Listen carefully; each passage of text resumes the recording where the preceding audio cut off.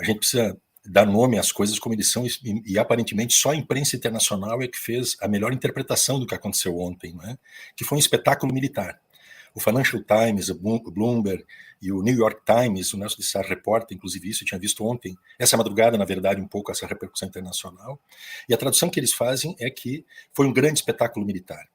E eu, que sou, digamos, filiado a esse campo de análise sobre o papel das Forças Armadas, ou das suas cúpulas partidarizadas, nesta conjuntura que nós estamos vivendo, eu concordo muito com isso, e ontem foi o que a gente pode considerar a maior maratona, né, de propaganda eleitoral com dinheiro público.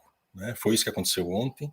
É importante a gente relembrar, né, em primeiro lugar, que essas atividades, esses desfiles são cívico-militares, ou seja, eles são conduzidos pelos militares, né, são atividades, lamentavelmente é assim, não que eu concorde com isso, mas essa data, não é, que é uma data cívica que foi apropriada por uma facção partidária no país, ela tem essa tradição de ser desfiles militares. Se a gente relembrar, quando era criança, né, na minha cidade, onde eu nasci, de Erechim, no nordeste do Rio Grande do Sul, a gente desfilava, né, e treinava aqueles desfiles. As famílias iam à rua para assistir o que supostamente era uma data cívica de celebração nacional.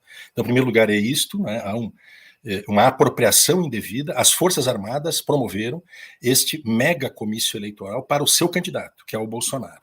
Isto é de suma gravidade, né, e, sob meu ponto de vista, né, ele tem esse agravante, né, de que as Forças Armadas elas se assumem transparentemente, né, como uma facção partidária, um partido militar, né, através dos seus comandos, e a evidência disso é, inclusive, a presença de oficiais da ativa trajando com trajes de gala militar nos palanques. Né?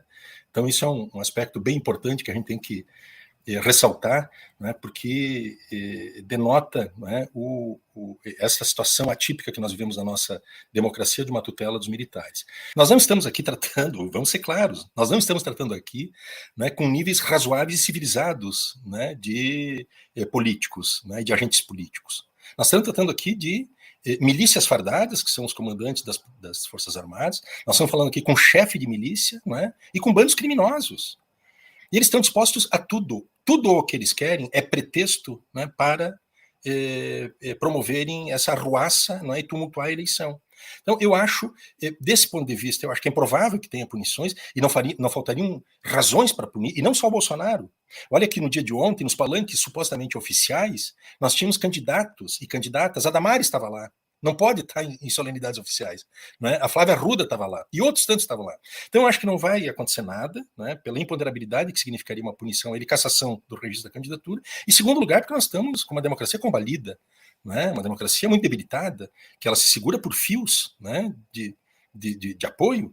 Então, eu tenho a impressão de que vão se iniciar processos, né, inclusive pode-se instaurar processos, não necessariamente pedindo a cassação imediata, mas de investigação futura, e responsabilizar esse personagem no tempo que a gente tenha já um controle, digamos assim, uma certa restauração democrática, e eles venham a ser punidos. Porque esses crimes de ontem, eles não significa que, não sendo julgados e analisados agora para produzir a cassação, eles prescrevem. Não, eles poderão ser, né, julgados, né, e ter os seus agentes condenados após a eleição, e trazendo inclusive implicações do ponto de vista da ineligibilidade de muitos deles. Mas eu não acredito, concordo contigo, não acredito que dê algum resultado efetivo nesse preciso momento. Mas eu acho também, Daiane e Gustavo, que o ato de ontem ele representa talvez um ajuste de posicionamento. Porque se nós observarmos, a principal bandeira dos militares e do bolsonarismo, ela sequer foi agitada, salvo, né, por alguns apoiadores que se expressavam por meio de cartazes e de palavras de ordem, mas os oradores, e principalmente o Bolsonaro, em nenhum momento ele atacou as urnas. Né? E esta ausência desta agenda de ataque às urnas, do meu ponto de vista, ela pode revelar o esvaziamento, né, dos intentos golpistas que estavam em curso.